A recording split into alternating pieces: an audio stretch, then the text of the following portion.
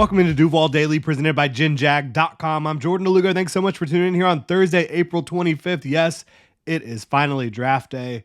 Earlier today, we dropped our final predictive mock draft for the Jaguars. Yesterday, I did my final what I would do mock draft.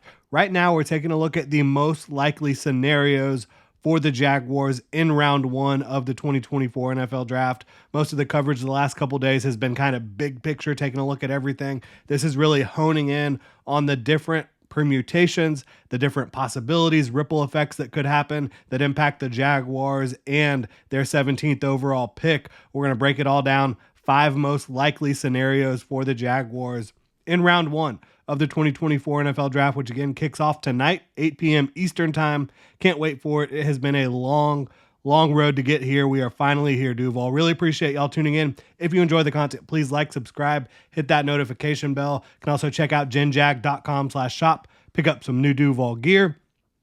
Without further ado, let's jump into 3 honorable mentions and then the top 5, right? Honorable mention, edge at 17 or an 8 trade down. I think Jared Verse makes a ton of sense for the Jaguars. I think Dallas Turner makes a lot of sense as well. I think it's more likely that Jared Verse is there around pick 17 for the Jaguars than Dallas Turner is. I think Turner will be the first edge off the board. I also like Latu quite a bit. I think that Latu would be a good fit for the Jaguars, but does not have the bulky length. Does not pass that threshold, right? He has 32 and change arms. Bulky in the first round especially is usually looking for 33 plus inch arms. Jared Verse and Dallas Turner both pass that with flying colors. I think Verse is more of a speed to power type of guy, big, stout. I know he only came in at 254 at the combine, but I think he plays bigger than that. Certainly looks like it on tape. And then Dallas Turner, more of that freak athlete who has great length. He can drop into coverage. He can rush. He can play the run a little bit as well. I think that both of those guys would be candidates for the Jaguars should they decide to go edge. But again, not one of my most likely scenarios, but it is a possibility. Also, offensive line at 17, honorable mention here. There are future needs at offensive line, certainly. I think when you look at your interior right now, you've got Mitch Morse and Brandon Sheriff, who are both aging veterans, but guys that can still get the job done, certainly. Cam Robinson, not under contract following the 2024 season. Walker Little, not under contract following the 2024 season. So there are some potential long-term needs there, 2025 needs at offensive line potentially, but I don't know that that's the most likely scenario because there's no clear path for an offensive lineman to have early starting reps or early reps for the Jaguars in 2024 right now. Every single draft pick that Trent Baalke has made in the first round of the draft for the Jaguars has had a clear path to playing time. Trevor Lawrence, obviously. Travis Etienne was going to get on the field a lot during his rookie year prior to his injury, regardless of how many carries James Robinson was going to get in that offense. Then you talk about Trayvon Walker, obviously clear path to playing time. Devin Lloyd, obviously clear path to playing time. And then last year you had Anton Harrison, who with the Cam Robinson suspension, again, clear path to playing time, right? So I think that the Jaguars are probably going to draft a prospect that has a much clearer path to playing time in the first round than an offensive lineman would, but I wouldn't be against drafting an offensive lineman at all. I've said that, pretty much throughout the entire draft process. I think Troy Fautanu would make a lot of sense. Graham Barton would also make a lot of sense because both of those guys have potential 5-position flex. So let's say you have an injury at left tackle or right tackle or center or guard, whatever it may be. Those guys give you the potential flexibility to fill in at any spot. And I think that's really valuable. I also think Trent Baalke would just love Amarius Mims, his physical profile, certainly. But again, I just don't really think that offensive line is the most likely thing. So that's not why it's not in the top 5. That's why it's honorable mention. And I don't think the Jaguars trade down for an offensive lineman because I think if you trade down into the 20s, you're probably missing out on the offensive lineman that you covet.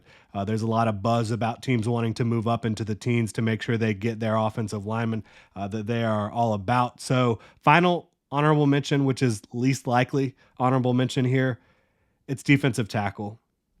Johnny Newton or Byron Murphy, which honestly, would probably get me as fired up as any other possibility for the Jaguars. I just don't see it because neither of these guys have bulky length. I mean, you look throughout Trent Baalke's draft history, every interior defensive lineman, every defensive front player, offensive lineman that he has drafted early has had 33 plus inch arms. Both Byron Murphy and Johnny Newton fall short in that category. So I don't think that he would be leaning in that direction, but I'd be fired up about it. I think that they're both really good prospects, Johnny Newton being a blue chip prospect for me. Now, getting into this top five. At 5 overall, trade up for the top cornerback on the board. This was an idea kind of posted by John Shipley over at Jaguar Report, who does an awesome job. Obviously, I'm sure y'all know who he is, but he posted the idea that the Jaguars could trade up for like Quinyon Mitchell or Terrion Arnold, whoever they have at the top of their board in the early teens, 12 range, potentially. I don't think that's super likely, but I do think it's potentially more likely than some of the other scenarios we've talked about so far because the Jaguars have a clear need at cornerback. I think that Ronald Darby can start for you, but you'd probably rather have someone that isn't as injured, isn't as aging, as a Ronald Darby, to make sure that you're feeling good about your cornerback room from a top end talent perspective and from a depth perspective. I think that you'd like to get a guy who can probably play nickel as well. I think that Quinyon Mitchell and Terrion Arnold would be the top 2 corners on the Jaguars board. I think Cooper DeJean is definitely a wild card. I don't know how they're going to view him, but I do think that he has a lot of the traits Trent Baalke does look for, generally speaking. So that's an interesting one to keep in mind. But I think 5th most likely scenario is that the Jaguars trade up for the top cornerback on the board. And the reason they would do that is because they're guaranteeing themselves potentially whoever they want at cornerback. And to get your top rated player at a position of need in the draft presents a lot of value. On the flip side, you're also losing probably a 3rd round pick in order to move up to get that player. So I don't love the idea of trading up for a corner, quite honestly. But would I be mad if the Jaguars walk away from day one with Quinyon Mitchell or Terrion Arnold or Kool-Aid McKinstry? Would I be mad at that result? Not necessarily. But it would sting for me losing a 3rd round pick if that's what it does take to get up to get one of those guys, especially when you know that there's going to be a Kool-Aid McKinstry or a Cooper DeJean or someone else that you could potentially value at your pick or even later on. So I would not be for trading up for a cornerback, but I kind of understand the thought process a little bit. At 4, take a wide receiver at 17 overall. Brian Thomas Jr., Adonai Mitchell, even Keon Coleman, for me, fit this range of the draft at wide receiver. I think that the Jaguars, you could argue that the clearest path to playing time on this roster is at wide receiver, outside receiver, right?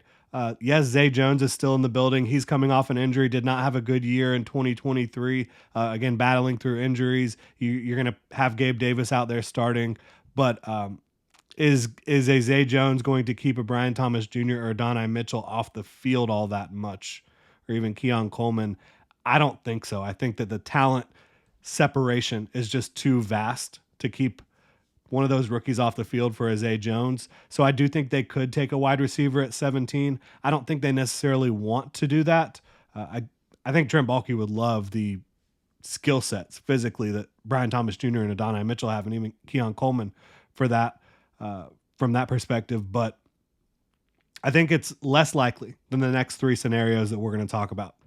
At number 3, trading up for one of the top 3 wide receivers, because I know Trent Baalke probably loves those 3 guys. They all bring incredible traits to the field, right? Like, obviously Marvin Harrison Jr. is probably going to be the first receiver off the board, but he is so polished and has a great frame. He's got length and athleticism, body control. He's an expert route runner coming out of college, runs routes like his dad, but is bigger and more athletic. Rome Odunze, unbelievable. The combination of size at 6'3", 215 pounds, athleticism, the ability to separate, go up and get 50-50 balls. Just a smooth football player. I think he's going to be a star in the league for a long time and pretty much immediately. And then Malik Neighbors, who's like a powder keg, right? This is a guy that is instant offense, can produce at all 3 levels of the field, can go up and get the football. unbelievable acceleration, throttle, the ability to start and stop. I mean, he can run past you so quickly. He can change gears up and down to get people out of position. And I think that, all three of those prospects are prospects I think Trent Baalke would absolutely love to have. Now, the caveat to that is you have to give up a lot of draft capital, more draft capital than he's ever given up in all likelihood, to potentially land one of them. I think maybe Chicago at 9 could be a trade down candidate. A lot of Chicago Bears fans want Rome Odunze. There's buzz on them liking Byron Murphy. What if they decide, hey, we want to trade down a couple spots and take a Byron Murphy or Johnny Newton and recoup some draft capital that we don't have? Because, after 1 and 9, the Bears do not have much draft capital at all. Then the New York Jets. You talk about them. They do not have a second round pick right now. The Jaguars have a pick at 48 that they could offer, 17 and 48 to move up to 10 to go get their wide receiver if one of those wide receivers is still on the board. Denver at 12. Could one of the wide receivers still be there? I don't know. I kind of doubt it when you're starting to talk about getting past 10 overall. But if 4 quarterbacks come off the board to start this draft, and then you talk about Joe Alt coming off the board, you talk about Dallas Turner, Byron Murphy, you're starting to flirt with getting into range where the Jaguars could maybe move up to get one of those wide receivers. We'll see how it plays out. I don't think that's the most likely scenario. I don't think that's one of the top 2 most likely scenarios. In both of the top 2 scenarios, I think the Jaguars land a cornerback. I think taking a cornerback at 17 is the second most likely scenario for the Jags here. Draft day trades require a lot of moving parts. They require 2 parties to agree on, very valuable assets. This is what teams prepare for all year. What front offices prepare for all year, and then to trade, it takes a lot. So there's a good possibility the Jaguars just stick at 17 and then end up taking a cornerback, whichever cornerback is available. I wouldn't be surprised if all the cornerbacks were still on the board at 17 overall. I really wouldn't. You talk about quarterbacks. If the Broncos get Bo Nix and the Raiders decide to go with an offensive lineman or Michael Penix or what have you, there's a very good chance that a top corner is still on the board. The Colts could certainly take a corner, but they haven't done that a lot in the first round. I think if Brock Bowers is still there for the Colts, they'll probably jump at that to create just offensive mismatches all over the place. So again, I think it's possible the top corner could be on the board. If not the top corner, probably your second highest rated corner will still be there, in my opinion. And I look at, Quinyon Mitchell, Terrion Arnold, Kool-Aid McKinstry, Cooper DeJean. Which one is their top rated cornerback? Your guess is as good as mine. I would guess that it's Quinyon Mitchell because he has the best combination of traits. Even though he doesn't have elite length, he has elite speed, very good size. He's physical, has aced every step of the NFL draft process. When you talk about his film evaluation, it's really good, even though he didn't play press man coverage in college. It's still awesome tape. He has the physical profile to play any type of coverage you ask him, and then did fantastic at the Senior Bowl, did fantastic at the Combine. I think that Quinyon Mitchell is the cleanest cornerback prospect, even though he comes from a smaller school. And then I think Terrion Arnold, Kool-Aid McKinstry, Cooper DeJean, all of those guys are first-round quality corners, in my opinion. Cooper DeJean offers you a ton of versatility as well. I think that Terrion Arnold can certainly play the slot. So, yeah, I think that that's a fairly likely scenario that the Jaguars stick and pick at 17 and take a corner. But I think the most likely scenario is that they trade down for one of those cornerbacks. This is the same group of players we were just talking about, just in a different spot a little bit further down the draft board. I think that teams are going to want to be trading up for offensive tackle. And I think the Jaguars could be the benefit of an offensive tackle run, moving back a little bit and still getting one of your top 2, 3, 4 corners on the board and feeling really good about that, while also recouping more draft capital, probably a 3rd round pick. It's always analytically smart to move back if you can and still land players that you value. So I think the Jaguars could certainly be able to do that with the way that this draft pans out. I can't wait to see what happens tonight. We've got about 5 hours left until the 2024 NFL draft kicks off with the first round in Detroit. Let me know what you guys think in the comment section below about these possibilities, what you think is the most likely scenario for the Jaguars in round one. Drop a comment in the comment section below. If you enjoy the content, please like, subscribe, hit that notification bell. You can also check out jinjag.com/shop, pick up some new Duval gear. Y'all have a good one.